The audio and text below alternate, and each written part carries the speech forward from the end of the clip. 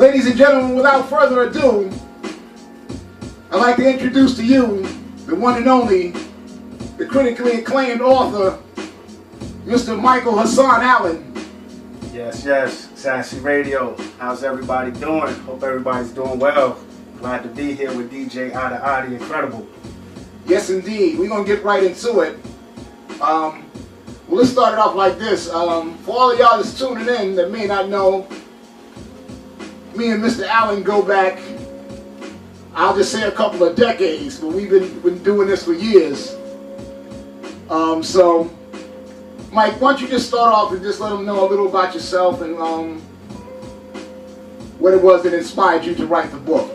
Absolutely, absolutely. Well, my name is Mike Allen, and I'm from East New York, Brooklyn, and known Ira for over 20 years now.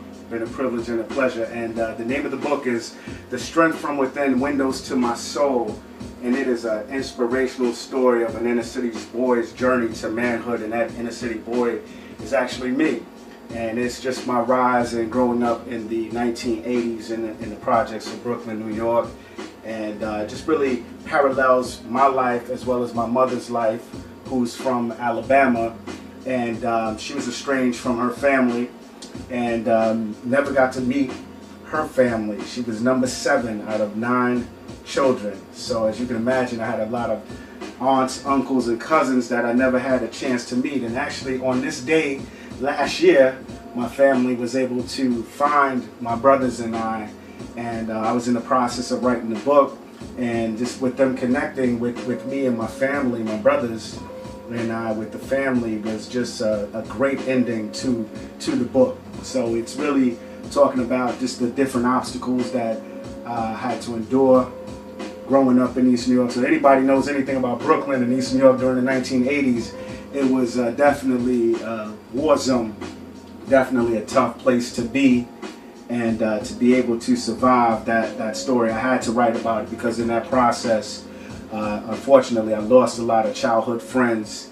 And this book is dedicated to my mother, who I lost at 16, but also to those friends that I lost through senseless acts of violence as well.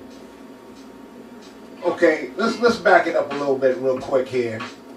Let's start off with this. How about you tell the audience the title of the book, and how'd you go about getting the book out? The title again is The Strength from Within, Windows to My Soul. And let me just break down the title. The Strength from Within. As a young boy growing up, my 2 older brothers used to really give my mother a hard time, hard way to go. As many single moms out there listening, you can understand this if you are raising black boys to be men. And she would get very frustrated and throw her hands in the air and say, "God, give me strength." So it's from that I came up with the title, The Strength from Within. Now, Windows to My Soul, you can look on the cover of the book. It's a picture of me when I was about 4 years old, and it shows the view out of my 11th floor window that I used to look at several times. So it's Windows to My Soul because when I looked outside of that window, I envisioned the life that I wanted for myself, actually the life that I have now. So it was a lot of times in that window just looking out and really just imagining the lifestyle that I wanted. And East New York is very close to JFK Airport, so I could see a lot of airplanes flying by my apartment window, so much so that I could differentiate a 747 from a jet to a single propeller plane. I just knew it. The whole apartment would shake, and but I would imagine, like, who's on that plane? Where are they going? What are they doing? And I imagine myself being on that plane as well. So let me ask you this, brother.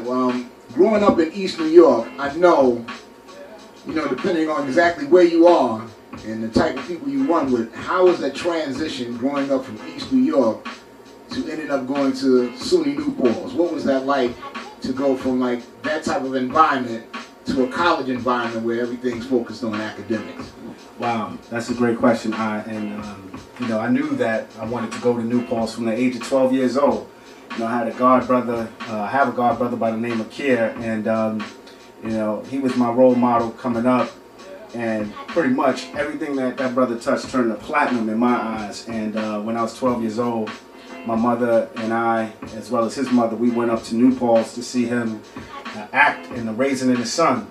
And he played the character of Walter Lee. And you know, just going there, going upstate, that transition from Brooklyn to New Paltz was it was like going to another planet, to another world.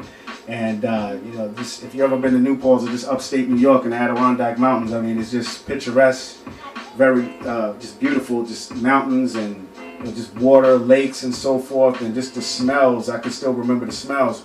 And upon us leaving campus, he gave my mother and I a mug, and it had the whole history of the school on there. So from the ages of 12 to 18, I studied that mug and just really embodied that. So when it came time to select a school, I already knew where I was going to go. I got accepted to 9 colleges, but New Paltz was my #1. So when I got accepted, that was like winning the lottery, like literally. And I was just very happy and just pleased and proud to say that I'm a New Paltz alum. And that transition, that saved my life. You know, that was my escape route through education as well. And I talk a lot about that in the book. All right, so for the most part, the book is basically a biography, correct? That's correct. Now, is it any fiction that you have to change the name to protect the innocent, or? Indeed, I definitely changed the name to protect the innocent. You know, everybody is indeed an opportunist, and you know, but I definitely wanted to, you know, some of these things is definitely, these are real life stories, you know, about real people. So in order to get consent, I would have to go through a lot of people. So I did change the names. But if you know me and you get this book, you definitely will know who you are from the incidents in the book. And right now it's self-published. If you want to learn more about this book, please visit Mazcan.com, MAZCAN.com, Mazcan.com. Wait, could you repeat that a little bit slowly? Matter of fact, I'll type it in the room for anybody that's in the chat room. Could you repeat that again, please? Yes, indeed. It's Mazcan.com, MAZCAN.com. Check it out. And all the proceeds from this book is helping me to start a community mental health program in Baltimore, Maryland. So it's a great gift. It's a great story. It's inspirational in its nature. It's real. And definitely something to check out that I think that a family member can enjoy. You got somebody that's struggling, so many things happening in our communities right now. I think the timing is perfect to give someone just the tools. Like this is not a silver bullet, but it's just something to show people that if I can make it out of those circumstances, your loved one could definitely make it out of those circumstances. Just having a dream, having a goal, just having something that you want to do, and really just following that path right there. Because a lot of our young folks, they don't have a path.